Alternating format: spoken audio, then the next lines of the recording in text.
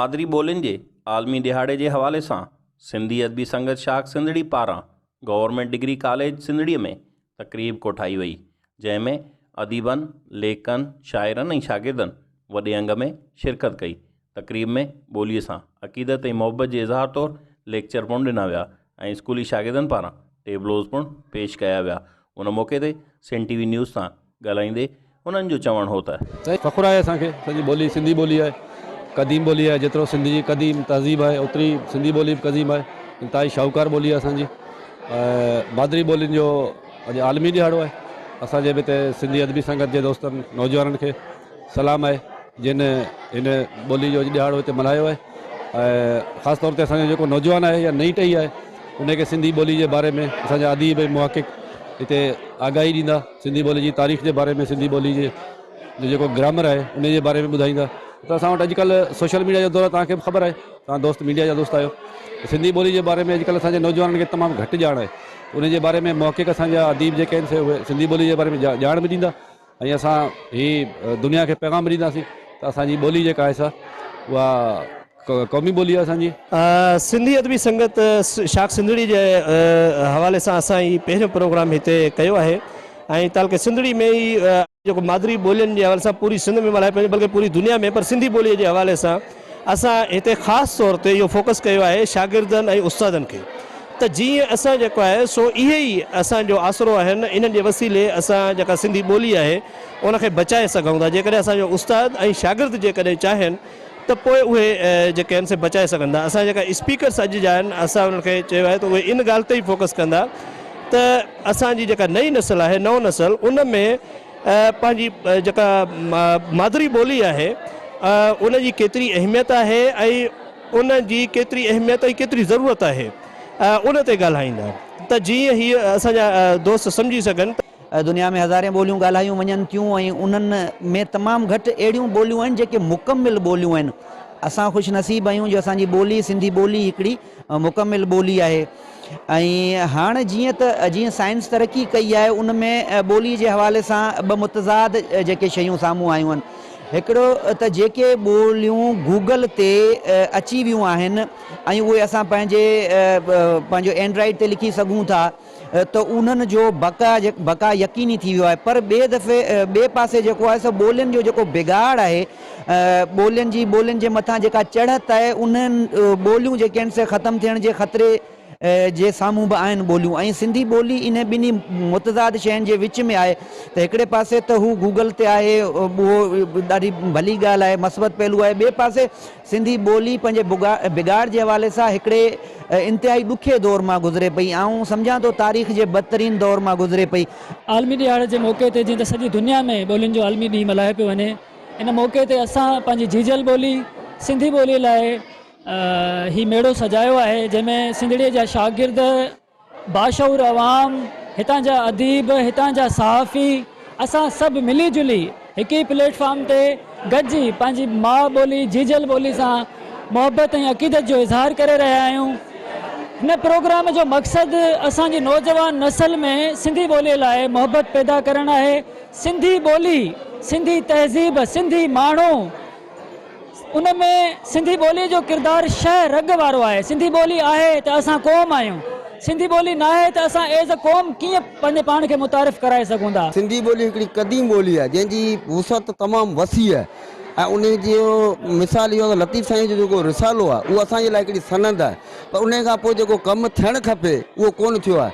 हिन वक़्तु जेके सरकारी इदारा आहिनि उन्हनि खे इहो सोचणु खपे ऐं उनखे करणु खपे। ऐं क़ौमी ॿोली जेसिताईं सिंधी न थींदी, जेसिताईं दफ़्तरी ॿोली न थींदी, ओसिताईं का बि माना सिंधी ॿोली तरक़ी न करे सघंदी। ऐं तरक़ी करण लाइ ज़रूरी आहे त दफ़्तरी ॿोली हुजे ऐं उन खां पोइ मुआशी जेका मुआशी जंहिंजो कारोबार थिए उहो सिंधी ॿोली में थिए, लिखत उन में थिए।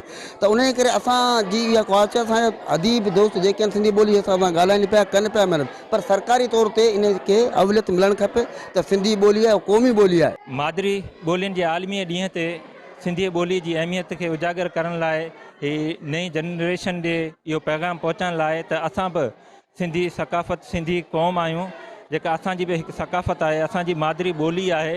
ऐं ॿोलियुनि खां सवाइ क़ौमूं मरंदियूं आहिनि, जीअंदियूं न आहिनि। सो इहो पैगाम पहुचाइण लाइ ही सॼी मंडली मचाई आहे। हिते तव्हां ॾिसो त अक्सरियत जेका आहे इहा न्यू जनरेशन जी आहे ऐं केॾे जज़्बे सां इहे ॿार आहिनि जेके पंहिंजो पाण खे सजाए सिंधी ॿोलीअ लाइ हिते पहुता आहिनि।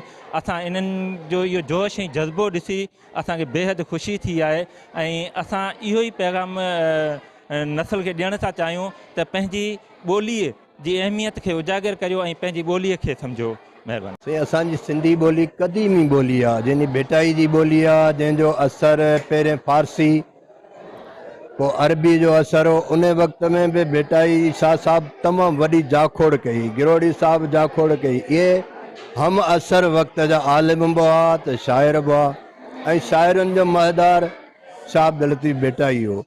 असां चवंदा त हिन ॿोली खे क़ौमी ॿोली बनायो वञे। अॼु ताईं असां अदीब सभु महिनत कयूं पिया, पर असांजी महिनत अञा ताईं साबित नथी पए जो हीअ ॿोली सरकारी ॿोली नथी थिए। असांजी घुरा त महिरबानी करे हिनखे सरकारी ॿोली बनायो वञे। उहे क़ौमूं हमेशह ज़िंदा रहंदियूं आहिनि जंहिंजी कल्चर ज़िंदा हूंदी आहे या जंहिं क़ौमुनि जूं ॿोलियूं जेके आहिनि ज़िंदा रहंदियूं आहिनि, उहा हिकु सुञाणप हूंदी आहे। इहे बहितरीन प्रोग्राम आहिनि, थींदा रहनि ऐं इन में जेके आहिनि असांजे हीअ ईंदड़ मुस्तक़बिल जा महिमार जेके ॿार आहिनि या ईंदड़ नसुल आहे उन्हनि खे असांजी ॿोलीअ खां वाक़फ़े जी ख़बर पइजी सघे ऐं उहे असां सां गॾु हम आहंगी करे हली सघनि ऐं उहे क़ौमूं ख़तमु थी वियूं जिन पंहिंजी ॿोलीअ खे, पंहिंजे लिबास ऐं पंहिंजे कल्चर खे विसारे छॾियो। ॿोलियुनि जे आलमी ॾियारे ते जेको हीउ प्रोग्राम रखियो वियो आहे सिंधी ॿोली, सिंधी ॿोलियूं जेके हूंदियूं आहिनि उहे तहज़ीब जी माउ हूंदियूं आहिनि ऐं असां सिंधी ॿोली खे उजागर करण लाइ नई जनरेशन में जेका हीअ सिंधड़ी में हिकिड़ो नंढो प्रोग्राम जोड़ियो आहे ऐं इन प्रोग्राम जे हवाले सां आऊं इन्हनि खे सिंधड़ी अदब जे संगत वारनि खे जस ॾियां थो त अहिड़ा प्रोग्राम थियनि ताकी असांजे नई जनरेशन में असांखे ख़बर पवे त असांजी सिंधी ॿोली बि हिकु क़दीम ॿोली आहे जंहिं जूं पाड़ू मोहन जे दड़े में खुतल आहिनि ऐं इहा पुराणी 5000 साल पुराणी ॿोली आहे ऐं असां हिन ॿोली खे उजागर करण लाइ असां अहिड़ा नंढा नंढा प्रोग्राम चाहियूं था त असां सिंध लेवल ते अहिड़ा नंढा नंढा प्रोग्राम कयूं त असांजो जेको ईंदड़ नस्ल आहे उहो बि इन सिंधी ॿोली सां वाक़ुफ़ु थी वञे ऐं सिंधी ॿोली जा हू वॾा ॼाणू थी वञनि। सिंधी शाहूकारी ॿोली आहे, हिन ते पाण एतिरो ॻाल्हाए त कोन था सघूं छो त हीअ लाज़वाल आहे ऐं लाज़वाल रहंदी इंशाअल्लाह, पर हिन लाइ पाण खे कोशिशूं वठणु घुरिजनि। जीअं हीउ प्रोग्राम अॼु थियो आहे अहिड़ा प्रोग्राम मुनक़िद करणु खपनि असांखे ऐं हर जाइ ते।